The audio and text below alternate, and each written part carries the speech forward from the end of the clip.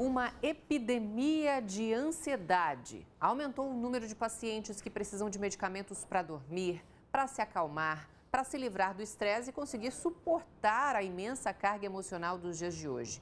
Segundo a Agência Nacional de Vigilância Sanitária, só no ano passado os brasileiros consumiram, em média, 155 mil caixas de calmantes por dia. Para milhares de brasileiros, uma noite de sono tranquila está aliada a um pequeno comprimido como este.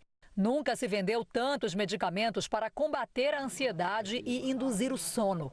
No ano passado, foram mais de 56 milhões de caixas de remédios controlados. Quase 7 mil por hora, mais de 1 bilhão de comprimidos. Os dados são do Sistema Nacional de Gerenciamento de Produtos Controlados e foram divulgados com exclusividade pelo portal R7. 8 medicamentos estão na lista dos mais consumidos. Eles são identificados porque terminam com a sílaba PAN. São os ansiolíticos, mais conhecidos como calmantes. Os brasileiros compraram em 2018 quase 20 milhões de caixas do mais famoso deles. Cristina está entre essas pessoas. Para conseguir ter dias e noites mais tranquilos, toma o mesmo medicamento há 30 anos. Se eu não tomar, eu não durmo. Um comprimido, às vezes, para mim não é o suficiente. Ao contrário de Cristina, muita gente inclui esses medicamentos no seu dia a dia sem prescrição médica. Pessoas que usam receitas de familiares e amigos e farmácias que vendem sem o receituário. São remédios baratos, mas que, sem o diagnóstico indicado para o uso, podem causar danos ainda maiores à saúde. Antônio Egídio é doutor em psiquiatria e professor titular da Universidade Federal do Rio de Janeiro. Ele explica que os remédios são eficientes para tratar pacientes com transtornos de ansiedade e ressalta a importância da responsabilidade médica na indicação e o rigor na fiscalização. Os próprios médicos, devem ficar bastante atentos para só prescreverem indicações precisas. As farmácias devem controlar isso, de uma forma absoluta e não quebrar o galho do paciente, porque isso acaba trazendo problemas mais tarde. Interessante, né? A população realmente está doente. O que é que está acontecendo? Será que as redes sociais, que mostram um mundo perfeito e praticamente inatingível pelo mundo real, têm influência aí? O que se pode fazer? Como reduzir a necessidade de remédios? Quais as alternativas? Para responder essas e outras perguntas, os meus convidados aqui no estúdio são o médico psiquiatra Jovino Araújo, a nutricionista Beatriz Gáudio e a psicóloga Bruna Casarini. Bom dia! Bom dia. Muito obrigada pela presença aqui no Fala Amanhã. Doutora, a gente viu ali que realmente há uma prescrição exagerada. Isso por quê? Ou até uma automedicação exagerada, né? É um pouco dos dois? Sim, é um pouco dos dois e, obviamente, que há uma questão cultural problemática nesse autoconsumo, né? Se antigamente a gente, às vezes, batia na porta do vizinho para pedir uma xícara de açúcar emprestada, agora a gente bate na porta do vizinho e pergunta se tem um Rivotril para emprestar. É nesse contexto da automedicação. E essa prescrição também tem a ver com a prescrição pelo não psiquiatra, ou seja, pressupostamente, os tranquilizantes são medicamentos de receita controlada e estão exageradamente sendo prescritos por médicos não psiquiatras e sem uma indicação precisa. E sempre é necessário remédio quando a pessoa não consegue dormir, quando a pessoa está estressada, quando... Comparativamente, a indicação do tranquilizante, ela tem que ser acessória, nunca ela trata um problema. Ou seja, se eu fizer uma analogia, se eu tenho uma infecção de garganta e tenho febre, eu preciso tomar um remédio para febre, mas esse remédio para febre não trata essa infecção de garganta, eu preciso de um antibiótico. A mesma coisa para o tranquilizante, que não vai tratar a causa daquela insônia. É preciso que haja um tratamento adequado, não só pelo médico, mas também por terapias acessórias. Como a psicóloga que está aqui com a gente, né? Você recebe no seu consultório muita gente querendo logo remédio, em vez de tentar entender o que está acontecendo com ela? É bem comum as pessoas fugirem, né, da causa, como o doutor estava falando. A procura de remédios não acontece tanto porque uma das coisas que eu faço na primeira consulta é deixar claro que psicólogo não prescreve remédio. Então, quando a gente acha que tem uma necessidade, conversado com o paciente, aí eu encaminho para um psiquiatra. Mas acaba que eles pedem. Acaba que pede Olha por causa da questão do imediatismo, né? Quer resolver logo. Exatamente. E como a gente estava conversando, o ansiolítico, ele tem um resultado rápido, né? Então, realmente, as pessoas, quando tomam, elas veem o resultado e geralmente se sentem bem. Então, realmente, procurar a causa. Aí que está o problema. É muito mais demorado. A pessoa acaba, de repente, provocando uma dependência. A gente já vai falar sobre isso. Agora você me pergunta o que a nutricionista está fazendo aqui, né? A gente já te explica. O que a nutrição tem a ver, então, com esses problemas de ter uma saúde mental debilitada? Olha, tem tudo a ver. Eu costumo falar assim que foi até uma surpresa dentro da nutrição para mim. Olhar o paciente com esse olhar, né, além da comida. Então, assim como a Bruna falou, o imediatismo hoje está muito presente. Então, isso tudo é gerado pela falta de paciência nos processos. Né? Então, quando a gente pensa em mudança de estilo de vida, claro que o medicamento, em muitas situações, um caso agudo, ele vai sim, né, ser necessário. Só que a maior parte do que acontece, que a gente vê dentro do consultório, a gente pode resolver com a simples mudança de estilo de vida. A gente está perdendo as nossas funções, né, naturais como ser humano, que é o saber comer, o respirar, né, o saber dormir, né? Então, a gente está com excesso de atividades, a gente está com muita informação que a gente não consegue processar. E a comida é aquela forma que a gente tem de sentir um prazer mais rápido, né? Então, a gente acaba descontando tudo isso na alimentação. E a gente não sabe nem o que é fome e a vontade de comer, muitas das vezes. Vamos lá, eu vou ler alguns comentários bem interessantes que chegaram aqui para mim. A Elaine Silva diz que, infelizmente, ela toma diariamente relaxantes musculares e medicamentos para conseguir dormir desde que foi assaltada 3 anos atrás. Só consigo dormir e produzir tomando medicamentos fortes para dormir. Essa onda de violência que a gente passa hoje, as pessoas sendo assaltadas na rua, realmente complicam bastante, doutor? A ansiedade é uma característica humana permanente, desde sempre e para sempre. A ansiedade é um instrumento de adaptação ao mundo, um instrumento até de segurança. Mas, obviamente, que a situação de conjuntura da vida, ela influencia nos níveis dessa ansiedade. E num período como esse que estamos vivendo, de crise econômica, com desemprego, com aumento de índices de violência, é claro que isso é um fator ambiental preponderante para que haja um aumento da ansiedade da população. O Jonair Roberto Magnoni diz que antigamente só existiam comércios, clubes, boates abertos à noite, só nos finais de semana. Hoje, de segunda a segunda, trabalho à noite, às 3 da manhã, estou pedindo lanche por aplicativos. As pessoas não dormem em horários corretos, é o que ele está dizendo, né? Quando não existia internet e redes sociais, eu lembro que a população dormia mais, inclusive eu, diz ele. As redes sociais influenciam também? Com certeza. Inclusive nessa... de mostrar que sempre está tudo bem, né? Quando a gente olha só as redes sociais, a gente acaba esquecendo... Todo mundo é lindo, Exatamente. Feliz, não tem problemas. Exatamente. E aí você acha que você a gente acaba esquecendo que a gente tira um monte de foto e só posta a bonita, né? Exatamente. Então, a gente acaba tendo uma sobrecarga, igual a Beatriz falou, de atividades, a gente não para a nossa cabeça, como o doutor falou também, a ansiedade já é uma coisa natural, né, do ser humano, então a gente não está conseguindo, eu acho, lidar com isso. Olha, eu vou chamar agora a repórter Fernanda Batista, porque ela está numa escola onde os professores arranjaram uma maneira de combater a ansiedade em crianças e adolescentes nos momentos mais estressantes do ano. A hora da prova. Fernanda, o que é que eles estão aprontando por aí? Bom dia.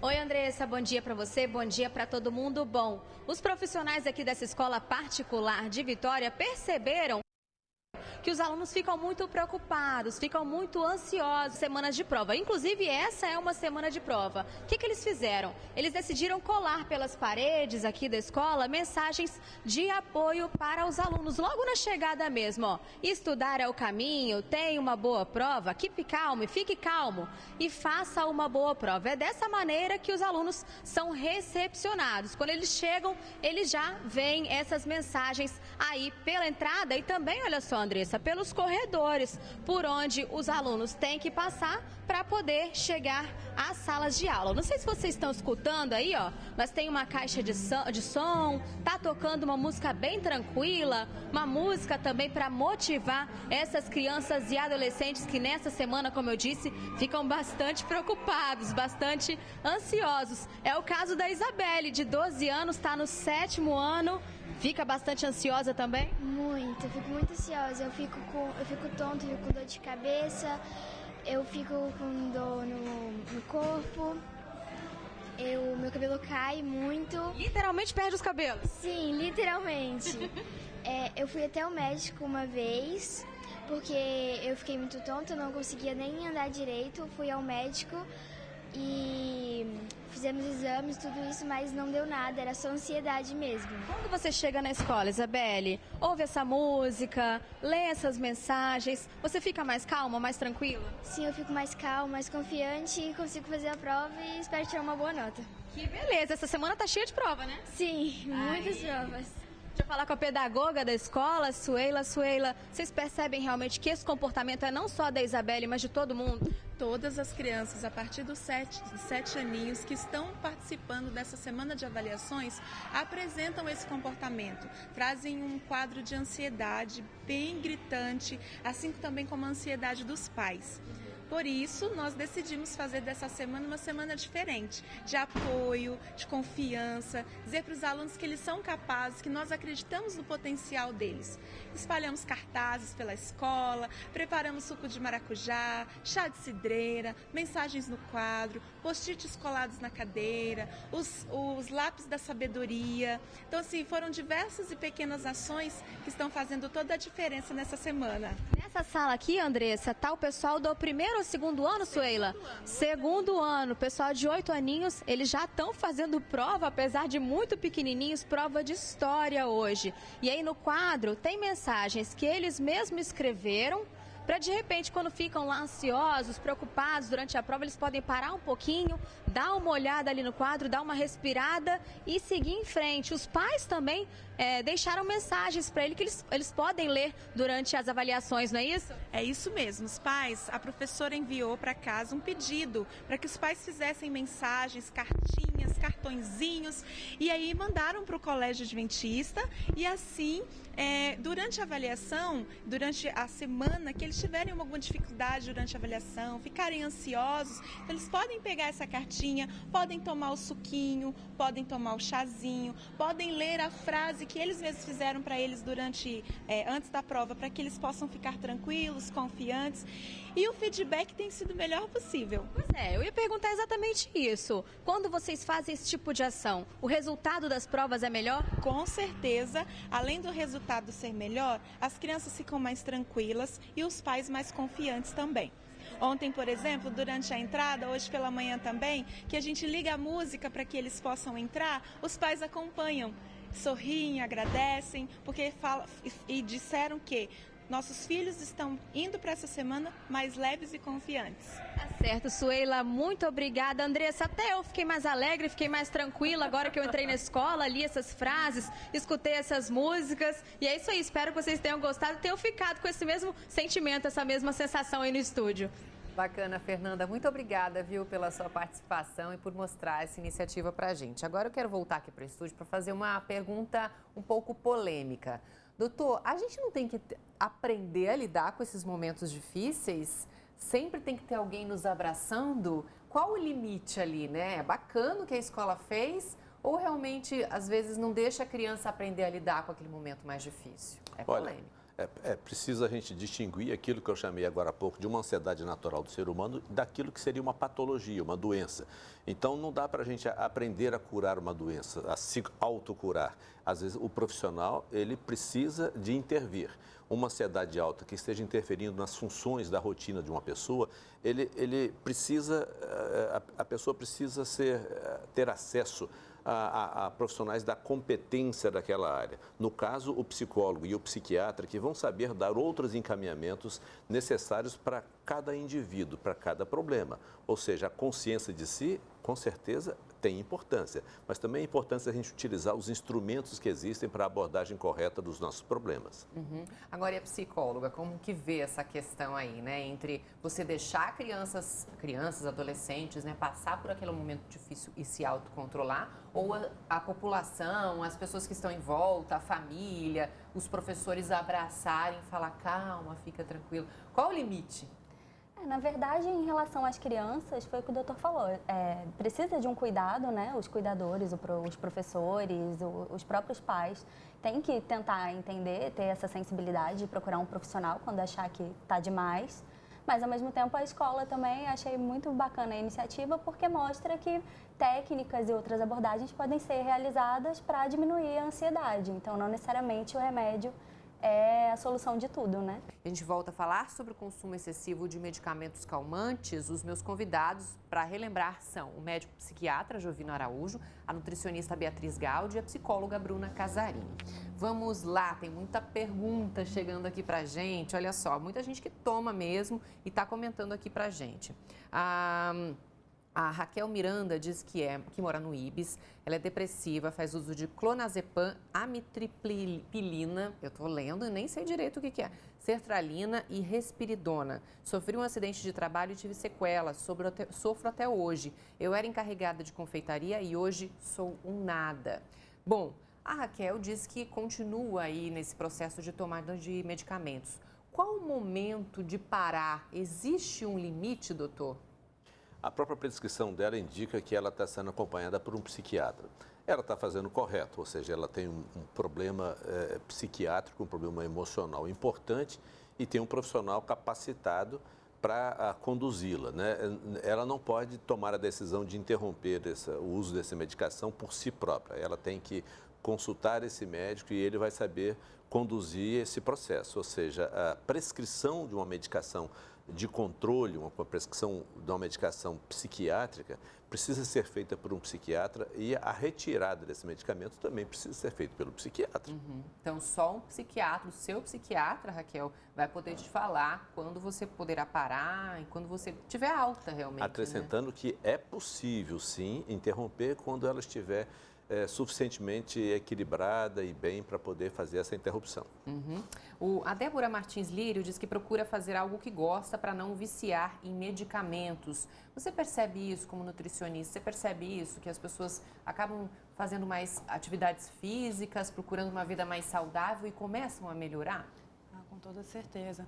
Até porque a gente tem que buscar aquilo também que traz um prazer para a gente, né? Essa questão da comida, a gente tem um grupo que a gente trabalha com mulheres que uma das perguntas que eu faço é: o que me dá prazer além da comida, né? E muitas das vezes a gente não encontra resposta nisso. A gente faz a pergunta, quais são os motivos que me levam a comer? Muitas das vezes as pessoas respondem ansiedade, cansaço, enfim, tudo menos a fome. Então, a gente encontrar outras formas que trazem prazer para a gente, com toda certeza a gente consegue controlar essa ansiedade. Em relação à alimentação, a gente passa a não descontar mais aquela insatisfação na comida. Tá certo. A Vanderleia Lima Pimentel diz o seguinte: vivemos em um tempo imediatista que suga nossas energias e se não tivermos firmeza e tempos para trabalho e família, isso vai nos sugar completamente. É tanta doença que está aparecendo que chega a assustar. A Vanderleia citou uma coisa importante, que é a pessoa trabalhar demais, esquecer que ela tem que ter um equilíbrio na vida dela. Isso você também vê em consultório? Com certeza. A maioria dos pacientes está perdendo a conexão com eles mesmos, né? A gente está tão acelerado que as pessoas não conseguem nem entender quais são os sentimentos que elas têm. Então, essa necessidade de encontrar e de procurar um profissional capacitado quando vê que não está conseguindo fazer esse equilíbrio sozinho, é fundamental. Doutora, as pessoas também estão perguntando aqui sobre chás. Olha só, a Lilian Souza diz que descobriu que o chá de cidreira é o melhor calmante natural. A Fernanda Pimentel: eu tomo chás e faço artesanato para desestressar e dança também. Como é que é isso, né? Porque o senhor não vai receitar chás, mas, enfim, é uma alternativa para a pessoa que não está tão estressada a ponto de tomar um remédio receitado por um psiquiatra? O psiquiatra pode receitar o chá, sim, né? No final de contas, dentro do chá há uma substância que é psicoativa. De qualquer maneira, tomar o chá por conta própria e não procurar nenhum profissional de nenhuma área talvez não seja conveniente, porque a pessoa pode precisar de uma orientação. Então, aqui as doutoras Bruna e Beatriz, que estão dando sugestões fantásticas, né? Nós temos o privilégio de viver num ambiente que do ponto de vista geográfico, é bonito. A região da Grande Vitória é muito bonita, tem muita área plana para atividades físicas, para se tomar uma consciência de que o nosso maior bem é a nossa saúde. E também o nosso tempo, né? Utilizar isso de uma maneira que seja adequada e coerente com os objetivos da vida, que dar valor à própria vida, buscar aquilo que, como citou a Beatriz, aquilo que nos dá prazer e poder deixar a opção do médico ou do remédio como uma opção e não como a única opção.